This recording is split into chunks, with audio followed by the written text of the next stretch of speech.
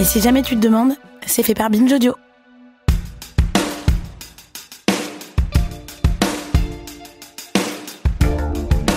On a terminé l'épisode précédent sur un constat qui peut sembler étonnant. Les attentats de 2015 ont donné l'impulsion à une partie des jeunes militants d'extrême droite pour choisir la lutte armée, violente, pour fomenter à leur tour des attentats. Une radicalisation dopée par les fantasmes autour du prétendu grand remplacement de la menace existentielle qui frapperait l'Occident, assiégé par le monde arabo-musulman. Là où les choses deviennent complexes, voire confuses, c'est lorsqu'on se rend compte qu'il y a finalement énormément de points communs entre ces jeunes militants d'ultra-droite et ceux qu'ils prétendent combattre, c'est-à-dire les djihadistes. Une bien étrange parenté qui s'explique de bien des manières, c'est ce qu'on va voir dans ce second épisode consacré à la génération Bataclan. Je suis Thomas Rozek et vous écoutez Programme.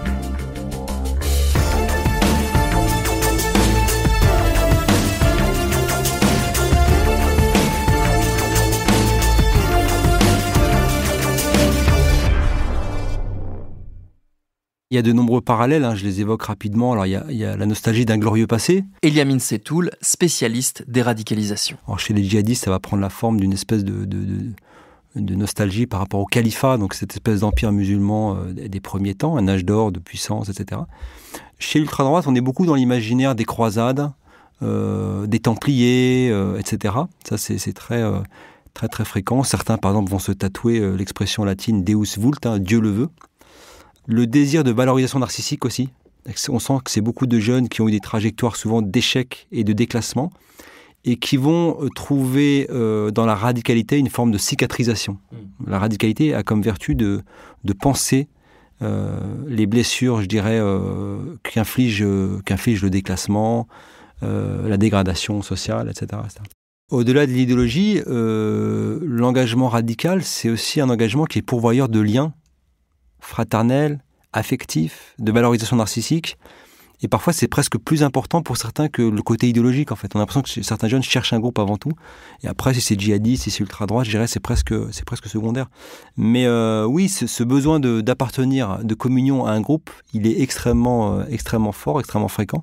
J'ai plusieurs jeunes, parce que j'ai pu avoir accès à grâce aux entretiens, à des dossiers, etc., plusieurs jeunes qui ont fait l'expérience de troubles abandonniques, donc père, mère absente, qui s'en va, etc., ou de jeunes qui ont grandi en foyer, etc. Et souvent, ça crée des vulnérabilités affectives qui font que toute leur jeunesse, ils vont être en recherche en fait d'un groupe d'appartenance. Et quand vous trouvez un groupe avec des liens forts, une stabilité affective, et en plus une valorisation narcissique, parce que dans ces groupes, on leur dit en gros que t'es là pour défendre la France et sauver une civilisation en voie d'effondrement, on est presque là-dedans. Eh bien, faut bien comprendre que c'est extrêmement magnétique. Et ça, on le voit aussi chez les djihadistes. Le point commun entre djihadistes et militants d'ultra-droite, c'est que les deux sont fascinés par le monde militaire. On le sait pas trop, mais parmi les jeunes djihadistes partis rejoindre les contrées syro-irakiennes, on en a plusieurs dizaines qui ont tenté d'intégrer l'armée française avant. Donc ils recherchaient une espèce de cadre, une fraternité. D'ailleurs, on parle de frères d'armes, dans les armées, c'est pas rien, c'est pas pour rien. Un sens à sa vie. Donc, dans l'armée française, vous êtes un soldat de la France. Donc, votre mission, c'est de combattre les ennemis de la France, de défendre la nation, etc. Donc, il y a une espèce de structuration aussi et un espace de sens. Et on retrouve ça aussi dans la radicalité. C'est-à-dire qu'on trouve une fraternité et puis du sens, puisque ta mission, ça va être ça. Donc ce côté camp, socialisation, possibilité d'accéder à une espèce de famille de substitution, c'est à mon sens central aujourd'hui. Et donc ça implique aussi de ne pas regarder forcément trop le côté idéologique, ce qu'on a tendance à faire parfois sur le djihadisme, en essayant d'étudier les textes anciens, le Coran, etc. Je pense qu'il faut aussi regarder, non pas l'offre, mais la demande. Pourquoi autant de jeunes sont attirés par ces mouvances et donc ça demande de questionner leur trajectoire biographique, leur vulnérabilité sociale, psychologique, etc. C'est très important de dresser ces parallèles parce que ça permet aussi de mieux comprendre ce dont a besoin notre jeunesse aujourd'hui. Et je pense qu'aujourd'hui, il y a un déficit d'horizon utopique. On traverse une espèce de période de marasme un peu politique. Vous regardez la scène politique aujourd'hui, ça ressemble pas, ça donne pas envie, on va dire, pour être gentil. Et je crois aussi que le champ politique doit s'interroger aussi pourquoi notre jeunesse est aussi désillusionnée par rapport à l'avenir et donc proposer des alternatives, des projets plus crédibles et donner des perspectives d'avenir.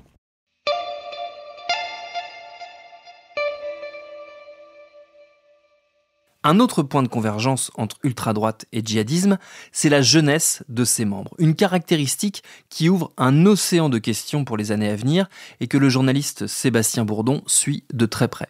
Ce rajeunissement, disons, de la base militante de l'extrême droite radicale, il y a plusieurs éléments qui permettent de la constater, et un qui est un phénomène assez récent, qui date de ces, disons, 2 dernières années qu'on a pu observer, c'est que plusieurs groupes d'extrême droite radicale, on parle de groupes dont les militants ont en gros entre 20 et 25 ans, ont ouvert des sections jeunesse de leur propre organisation. Ça a été le cas à Lyon avec un groupe Lyon Populaire qui vient d'être dissous, mais c'est le cas également à Rennes avec un groupe qui s'appelle l'Oriflamme. C'est le cas également à Bordeaux avec un groupe qui s'appelle Bordeaux Nationaliste et d'autres. Et donc on se doute bien que quand des groupes de militants, dont encore une fois les militants entre 20 et 25 ans se mettent à ouvrir des sections jeunesse de leur propre organisation, c'est vraisemblablement qu'ils ont des recrues plus jeunes et des recrues plus jeunes en nombre. En l'occurrence, pour ce qui était du cas de Jeunesse Lyon Populaire, en fait, c'est la branche lycéenne du syndicat d'extrême droite, la cocarde étudiante, qui en gros a changé d'étiquette et s'est radicalisé entre guillemets pour rejoindre ce groupe de la mouvance nationaliste révolutionnaire. Donc, le fait que ces structures militantes s'adaptent de la sorte montre bien, en effet, une augmentation des jeunes recrues. Il y a aussi un côté proactif, c'est-à-dire que c'est eux-mêmes en partie qui veulent viser ce public plus jeune.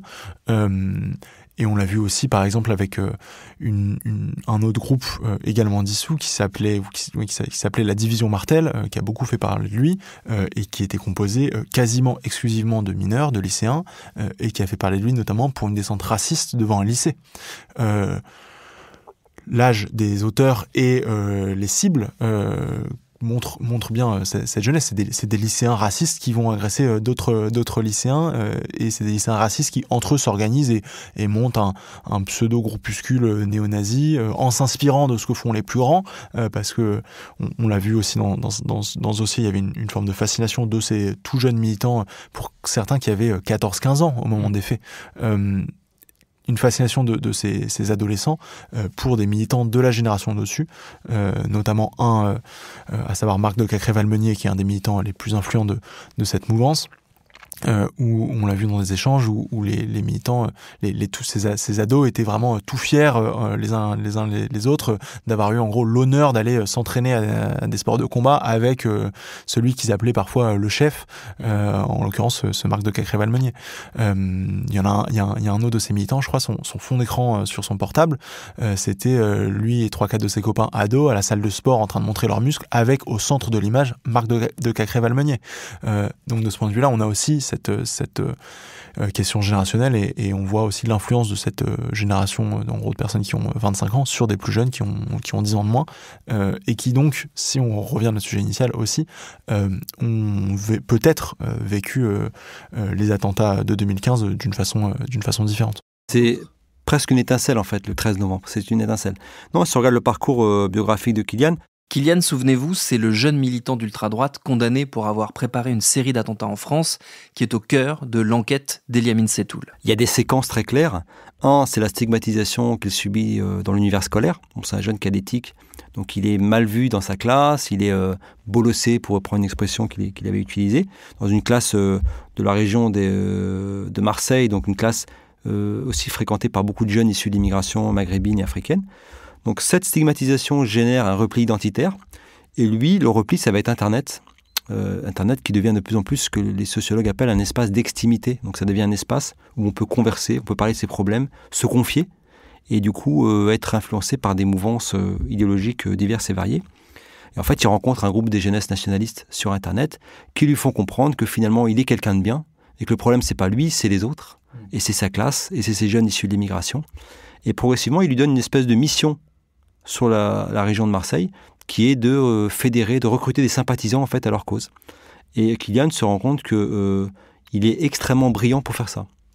Donc il y a une espèce de renversement total entre ce qu'il est dans sa classe, c'est-à-dire un élève plutôt stigmatisé, au bas de la hiérarchie, je dirais, symbolique de sa classe, avec ce qu'il est dans le monde virtuel, c'est-à-dire un recruteur extrêmement compétent et même un leader charismatique, parce que c'est quelqu'un qui va réussir à recruter des centaines de militants sur la toile. Cette restauration narcissique, elle me semble fondamentale dans les trajectoires de radicalisation, qu'elles soient djihadistes ou ultra-droite.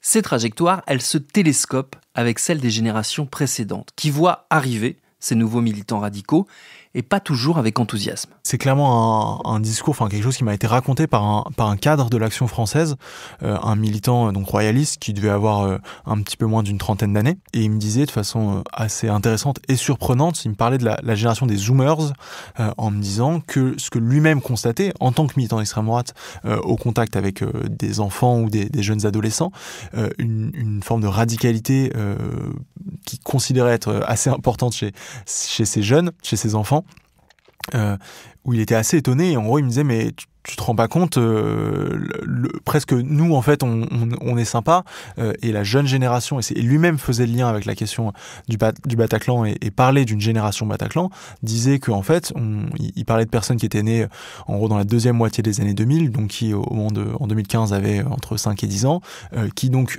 maintenant commencent à arriver en âge, et vont être en âge notamment de voter en 2027, et il me disait que il constatait chez ces jeunes à la fois une forme de décomplexion assez importante, et c'est marrant parce qu'il le disait, il était assez gêné de le dire, mais en gros il me disait oui, ça se voit notamment par le fait qu'ils sont très virulents envers les personnes, les Arabes et les Noirs, et quand je lui demandais d'expliciter, il avait du mal à me dire qu'en fait ces enfants avaient tout simplement des propos racistes, et lui-même était un peu gêné par ça, et en me disant que par ailleurs cette toute jeune génération formulait presque un certain nombre de reproches envers sa propre génération, donc lui il était grosso modo trentenaire, de reproches qui consistaient à dire en gros vous êtes bien mignon avec vos discours d'extrême droite et vos discours militants et politiques qu'on entend depuis qu'on est gamin, mais pour autant vous vous êtes fait berner par le vivre ensemble, par je ne sais quoi, vous n'avez pas réussi à y mettre fin, et donc en fait s'il y a eu des attentats comme ceux de 2015, c'est votre faute, et c'est parce que vous n'avez pas réussi à les empêcher, et parce que vous n'avez pas réussi à les empêcher en n'étant pas assez radicaux, et donc nous plus jeune génération, on veut pas que ça se reproduise, et on veut pas reproduire les erreurs de la génération qui nous a précédés, et donc on assume une plus grande forme de radicalité. Et alors évidemment tout ça est à prendre avec des pincettes, c'est des propos rapportés par un militant d'extrême droite, mais je les trouve quand même assez intéressants, et lui-même me disait, en gros, moi je milite dans une organisation politique assez structurée, assez disciplinée depuis une dizaine d'années, on essaye, et on a régulièrement ce type de profil qui viennent nous voir, on essaye de les canaliser entre guillemets, quoi qu'on pense évidemment des idées et de ce qu'est l'Action française.